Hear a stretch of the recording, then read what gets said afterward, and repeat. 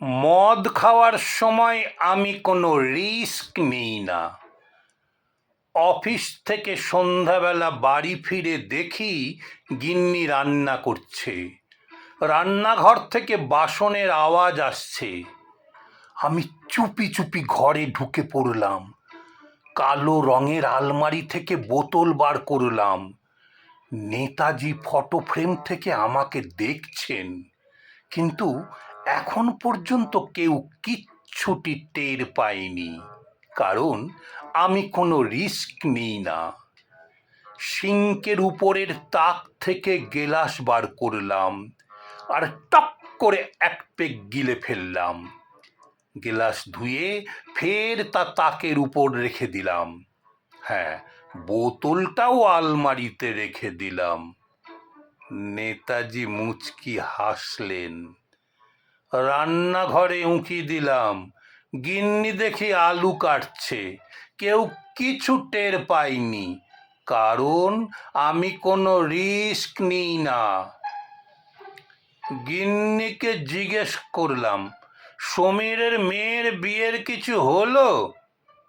গিন্নি, না, মেয়েটার ভাগ্যটাই খারাপ, এখনো পাত্র দেখছে। আমি আবার ঘরে গেলাম। আলমারি খুলতে গিয়ে এবার একটু শব্দ হলো। তেমন কিছু নয় অবশ্যই। বোতল বের করার সময় অবশ্য কোনো আওয়াজ করিনি। সিঙ্কের উপরের তাক থেকে গেলাস নিয়ে চট করে দুপেগ মেরে দিলাম। বোতল ধুয়ে সাবধানে সিঙ্কের মধ্যে রেখে দিলাম আর গ্লাসটা আলমারিতে। এখন পর্যন্ত কেউ কোনো কিছু আঁচ করতে পারেনি, কারণ আমি কোনো রিস্ক নিই না। বাইরে এসে গিন্নিকে, যাই হোক, সমীরের মেয়ের বয়সই বা কি? গিন্নি, কি বলছো?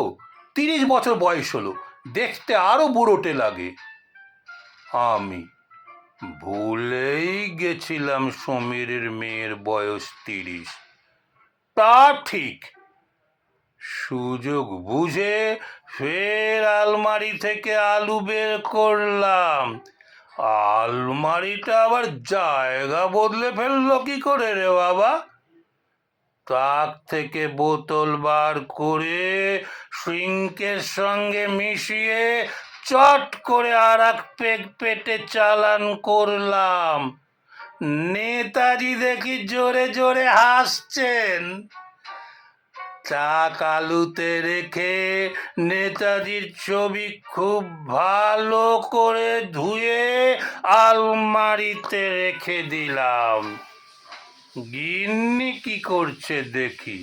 হ্যাঁ, ও ও গ্যাসের উপর সিঙ্ক চড়াচ্ছে, কিন্তু এখনো পর্যন্ত কেউ কিচ্ছু টের পায়নি, কারণ আমি কোনো রিস্ক নিই না। আমি গিন্নিকে, তুমি সমীরকে বুড়ো বললে? গিন্নি, বক বক করো না তো, বাইরে গিয়ে চুপ করে বসো, এখন তুমি কথা বলবে না। আমি আলু থেকে ফের বোতল বার করে মজাসে আলমারিতে আরো এক পেগ গিললাম। সিঙ্কটা ধুয়ে ওটাকে তাকের উপর রেখে দিলাম। ফটো ফ্রেম থেকে গিন্নি এখনো হেসে চলেছে। নেতাজি রান্না করছে, কিন্তু এখনো কেউ কিছু টের পায়নি, কারণ আমি কোনো রিস্ক নিই না। গিন্নিকে হাসতে হাসতে বললাম, তাহলে সমীর পাত্রী দেখছে? গিন্নি, শোনো, তুমি মুখে জলের ঝাপটা দিয়ে কোথাও চুপ করে বসো তো। আমি রান্নাঘরে গিয়ে চুপচাপ তাকের উপর বসলাম, কিন্তু এখন অবধি সমীর কিছু টের পায়নি, কারণ নেতাজি কোনো রিস্ক নেন না। সমীর এখনো রান্না করছে, আর আমি আমি ফটো ফ্রেম থেকে গিন্নিকে দেখে এখনো হেসে চলেছি, কারণ আমি কখনো ইয়ে নিই না। কি যেন নেই না? ও হ্যাঁ, আলু নিই না।